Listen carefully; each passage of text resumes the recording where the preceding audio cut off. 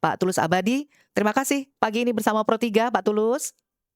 Ya, selamat pagi Mbak. Selamat pagi dengan Esti di Studio Pro3, Pak Tulus. Ya, Esti, selamat pagi. Ya, Pak Tulus, selamat pagi. Intinya kan larangan ini sebenarnya bukan barang baru, sudah ada permen yang berkaitan dengan hal ini untuk menyampaikan larangan produk-produk impor tertentu. Nah, bagaimana kemudian Anda melihat larangan ini bagi perspektifnya dari pelindungan konsumen ini, Pak Tulus? Ya, baik, terima kasih. Jadi memang ini isu lama dan sebenarnya kebijakannya juga sudah lama digulirkan oleh pemerintah, ya Kemendak dan lain sebagainya. Tetapi karena pemerintah sendiri di dalam upaya mengendalikan dan menangani masalah impor baju bekas ini, akhirnya saat ini sudah menjadi semacam wabah di pasaran Indonesia. Jadi pasaran baju impor bekas ini sangat dominan, sehingga ketika ada larangan ataupun sounding kebijakan yang akan melarang, itu menjadikan reaksi pasarnya cukup keras dari para pelaku, baik itu importir ataupun pedagang-pedagang. Ya, kalau dari sisi pelindungan konsumen sebenarnya memang sejak awal ini menjadi eh, permasalahan ya. Karena apa? Karena kalau baju bekas ini kan otomatis kan dari luar negeri, ya kita tidak tahu bagaimana kondisi pemilik lamanya, apakah ada satu penyakit tertentu, sehingga sebenarnya ini dari sisi pelindungan konsumen masyarakat itu menurut saya tidak baik, karena berpotensi mentransfer satu perusahaan penyakit menular ataupun yang lain yang harus diwaspadai, dan itu bisa menimbulkan satu masalah baru, apalagi saat ini kan banyak terjadi migrasi penyakit lintas negara dengan berbagai media. Nah, oleh karena itu ini mestinya harus disadari oleh semua pihak untuk pengendalian terhadap impor bekas. Artinya Pak Tulus, Anda lebih setuju pelarangan total ini menjadi langkah yang benar diambil oleh pemerintah? Tegas. Ya, memang tadi awal dikatakan bahwa ini keterlambatan atas tindakan yang selama ini terjadi di pasaran, sehingga memang harus ada upaya larangan total lah. Ya, pertama soal pertimbangan soal kesehatan publik, kesehatan warga, dan kedua soal kesehatan ekonomi. Ya, kalau kemudian alasan sekarang sudah banyak pedagang yang dan potensi merugikan pedagang-pedagang lain, itu kan juga harus dipahami bahwa dengan adanya impor baju bekas, itu kan mematikan industri tekstil lokal dan garmen-garmen lokal, dan itu kan menyerap tenaga kerja juga sama. Oleh karena itu harus ada upaya yang lebih komprehensif untuk menyelamatkan industri tekstil lokal maupun garmen-garmen lokal yang sudah eksis, ya, seperti di Tasikmalaya dan lain sebagainya lah. Jadi saya kira mosok bangsa ini mengimpor baju bekas gitu. Oke. Di sisi lain tapi kan konsumen yang sekarang udah banyak pakai baju bekas itu menganggap ini membatasi hak konsumen untuk memilih produk yang terjangkau. Tadi beberapa penelpon bilang itu murah, kualitasnya bagus. Nah, kalau dari kacamata itu gimana, Pak Tulus? Ya, soal itu kan banyak opsi ya. Di Indonesia juga kita sebagai konsumen bisa memilih berbagai produk pakaian. Ya, jadi kalau soal itu kan sebenarnya tidak membatasi. Jadi konsumen juga harus memahami aspek-aspek lain, ya, bukan semata-mata soal harga atau soal bagus, tapi juga dimensi-dimensi kesehatan, ya, dimensi ekonomi nasional dan lain sebagainya. Nah, kalau misalnya soal pembatasan, ya orang merokok juga batasi kan, tetapi kan itu demi pelindungan kepada masyarakat. Jadi saya kira pemerintah justru harus berani mengambil sikap yang lebih konkret untuk kebijakan masalah baju impor, ya, bekas. Kalau enggak, ini yang menjadi persoalan adalah karena bekasnya tadi. Oke. Gitu. Ya, tapi karena tadi Anda bilang udah agak terlambat, sudah banyak sekarang yang punya usaha ini dan kemudian dianggap sebagai bagian dari ekonomi rakyat karena banyak yang bergantung hidup dari sana, maka gimana ini menyeimbangkan antara pelindungan konsumen, perlindungan bisnis tekstil tanah air, termasuk keberlanjutan ekonomi rakyat tadi, Pak Tulus? Ya, mungkin eh, bisa dilakukan secara gradual, ya. Misalnya biasanya kuota impornya berapa, ya, berapa persen kuota impor yang sudah ada saat ini terhadap baju bekas, misalnya sekian PCS atau sekian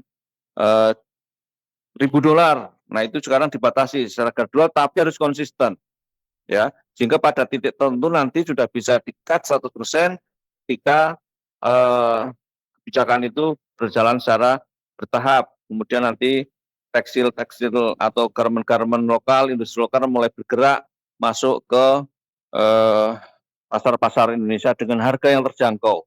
Saat ini kan dengan era digital, saya lihat di berbagai platform digital kan harga-harga baju kan sangat murah. Hmm. Itu baju baru.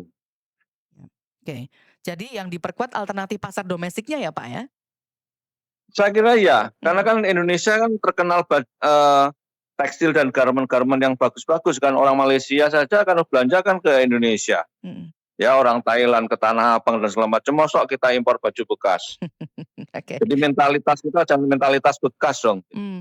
Edukasinya dong Pak ini yang penting dilakukan, betul. Iya, ya ini karena sudah kadung menjadi semacam wabah di pasaran Mhm, sehingga pengendaliannya menjadi agak sulit. Tapi harus kalau memang pemerintah konsisten ya dibatasi dengan ketat dan kemudian nanti pada titik tertentu bisa di-stop 100% dan kemudian industri garmen lokal bisa bertumbuh dengan baik. Itu juga menyerap ratusan ribuan tenaga kerja kan gitu, mhm. secara lebih masif gitu. Oke. Tapi bagaimana kemudian kesiapan untuk menyediakan produk lokal pengganti dengan harga yang kompetitif tadi, Pak Tulus? Ini kan juga jadi PR kalau kita secara, bertahap kemudian melakukan pengurangan itu, Pak.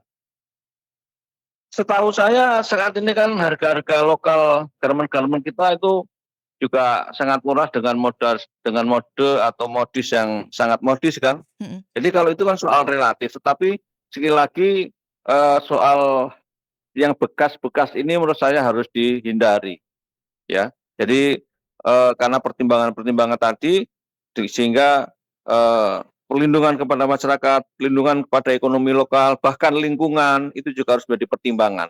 Karena kan ketika masuk ke sini kemudian nanti jadi sampah, menjadi sampah yang mengotori lingkungan di negara kita.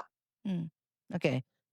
Pemerintah itu bilang kerugian kan, gara-gara baju bekas impor ilegal ini sampai triliunan rupiah per tahun, termasuk biaya tinggi untuk pemusnahan barang sitaan ini, Pak. Ini kan juga PR ini, Pak Iya, Tulus. betul itu. Ya, Mhm, dalam hal ini saya sepakat dengan apa yang dilakukan pemerintah. Karena kalau pertimbangan tenaga kerja dan segala macam, semua ya ada plus minusnya. Narkoba juga menyerap tenaga kerja dong. Kalau nggak mhm, nanti dilarang, judol segala macam kan. Tapi ini harus harus ada sekali lagi pertimbangan-pertimbangan yang komprehensif dari hulu hilir sehingga ada kebijakan yang bisa diambil tegas dan pemerintah jangan hanya gertak sambal saja di dalam upaya pengendalian atau pembatasan atau bahkan larangan baju impor bekas. ya. Ya, bangsa kita masih bisa memasok baju-baju baru, garmen-garmen baru dengan harga yang terjangkau, dengan desain-desain yang modis bagi warga negara kita. Mhm. Bahasanya Pak Tulus tadi kan ini udah kadung, sudah terlanjur. Nah, ini ada ribuan Iya.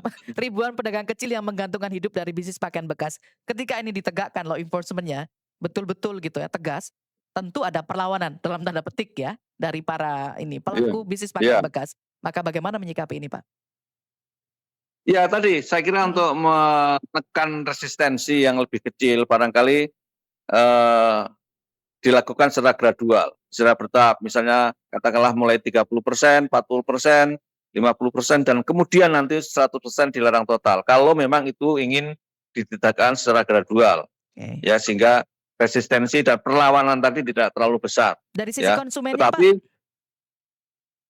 ya tadi kan saya katakan, Mhm, konsumen jelas juga banyak pilihan-pilihan yang ada di Indonesia kan dengan baju-baju yang modis, yang baru dengan harga yang terjangkau. Dan mhm, saya kira pertimbangan konsumen bukan soal hak pilih, bukan hanya soal harga, tapi juga soal lingkungan, soal kesehatan dan lain sebagainya. ya. Oke, jadi ini kuncinya salah satunya di konsumen juga nih, Pak? Ya tentu saja, tetapi kan tadi ya Mhm, konsumen harus perspektifnya harus luas, jangan kacamata kuda. Ya, apalagi kalau ini soal baju bekas dan kemudian menjadi sampah. Ingat ya, mhm. kemarin kita lihat ya, sampah di Bantar Gebang itu ada 50 juta ton dan itu adalah salah satu sampah baju-baju bekas. Oke, ini jadi bahan perenungan bersama. Terima kasih sudah Ya, mengingatkan kami semua, kita semua soal ini, Pak Tulus Abadi. ya, ya. Ya, Sama-sama, Pak. selamat pagi. Terima kasih. Demikian tadi Ketua Forum Lagi-lagi. Konsumen Berdaya Indonesia FKBI, Tulus Abadi.